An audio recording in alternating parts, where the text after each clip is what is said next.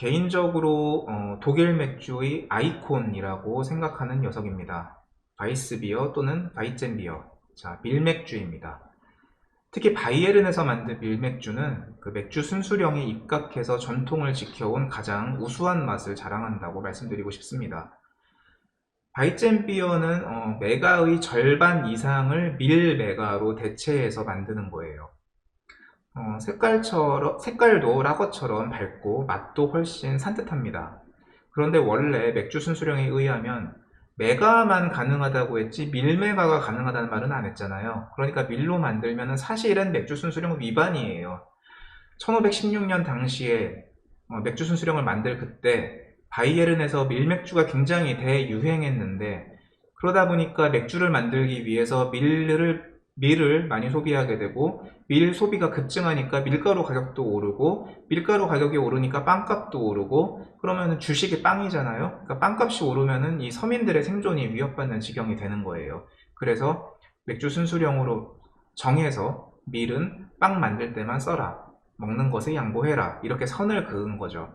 하지만 이미 밀맥주의 그 산뜻한 맛에 길들여진 귀족들이, 높으신 분들은 법은 만들었지만 밀맥주를 포기할 수가 없는 거예요. 그래서 치외법권인 수도원에다가 큰 돈을 주고 밀맥주를 만들어 달라고 의뢰하기도 하고요. 수도원은 치외법권이기 때문에 이 세속적인 법으로 수도원을 처벌할 수가 없습니다. 그래서 수도원에서 맥주 순수령을 위반했다고 해서 그 수도원을 처벌할 수는 없습니다.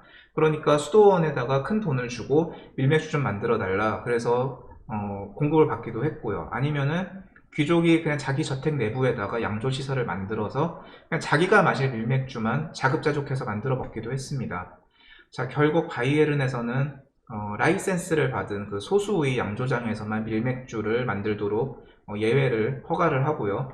오늘날까지 그 밀맥주의 맛이 맥주 순수령 당시부터 변하지 않는 맛을 지켜오고 있습니다. 자, 필스너가 유행하고 바이에른에서도 그 대항마로 헬레스 비어를 고안해서 이렇게 맥주의 시장의 판도가 바뀔 때 밀맥주의 인기도 이게 좀 시들시들해지고 명맥이 서서히 끊어지려고 할 때, 자, 전통적인 밀맥주 방식에 입각해서 공장에서 대량 생산하는 그런 밀맥주로 시장의 판도를 다시 바꿔버린 회사 중에 하나가 바로 아까 소개해드렸던 그 에르딩어입니다. 한국에서는 에딩거라고 보통 많이 적죠. 위는 그 바로 외곽에 있는 에르딩이라는 온천 도시에서 만드는 맥주예요. 그리고 지금 여러분 앞에 화면으로 보시는 이 프란치스카너 맥주도 뮌헨 맥주인데 밀맥주 분야에서는 가장 대중적인 브랜드로 꼽을 수 있습니다. 이 그림에 보시면은 수도사 그림이 있죠. 아, 이거 처음에도 수도원 맥주로 시작했겠구나 라고 유추하시면은 정답입니다. 자, 에르딩어와 프란치스카너, 그리고 뮌헨 맥주인 파울라노, 이제 이런 것들이 그 네캔 만원 행사로 수입 맥주 코너에서 판매하는 대표적인 밀맥주이고요. 참고로 이 사진을 보시면 이 맥주 겉면에 독일어로 나투어 튜립이라고 적혀 있는 걸 볼 수가 있는데, 뭐 직역하자면은 자연적인 침전물, 그 자연 침전물이라는 뜻입니다. 밀맥주를 만들 때에는 효모를 완벽하게 거르지 않고 만들기 때문에 이제 이런 침전물이 좀 남아 있어요. 그러니까 이거 이물질 아니고 자연적인 침전물이니까 먹어도 됩니다, 안전합니다, 이제 이런 뜻으로 나투어 튜립이라고 적어 놓고 있는 거예요.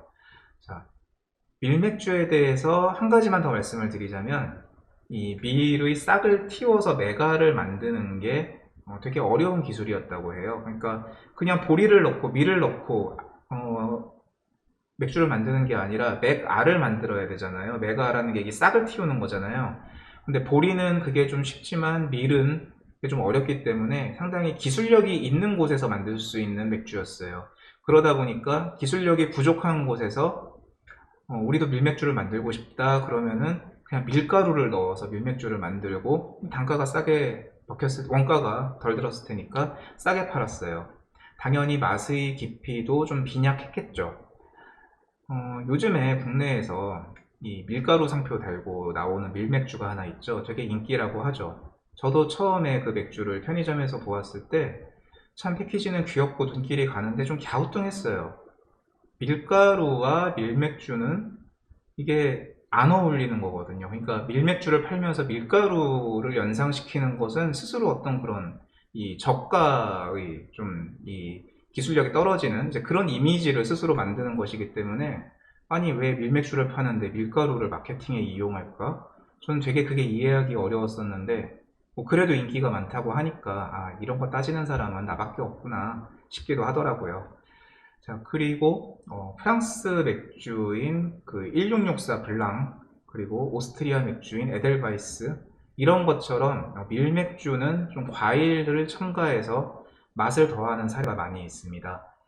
밀맥주가 기본적으로 산뜻하고 가벼운 맛과 향을 가지고 있기 때문에 거기에 과일을 더하면 되게 잘 어울려요. 그래서 그런 식으로 계량해서 맛을 더하는 사례들이 많이 있는데, 물론 맥주 순수령을 지키는 독일에서는 그런 밀맥주의 변신은 눈에 잘 띄지는 않습니다. 만약 독일 맥주가 그렇게 어떤 과일이나 이런 걸 첨가해서 맛을 더했다면은 맥주라고 팔면 안 되고 맥주 음료라고 팔아야 됐으니까 그렇지 않았을까 생각이 됩니다.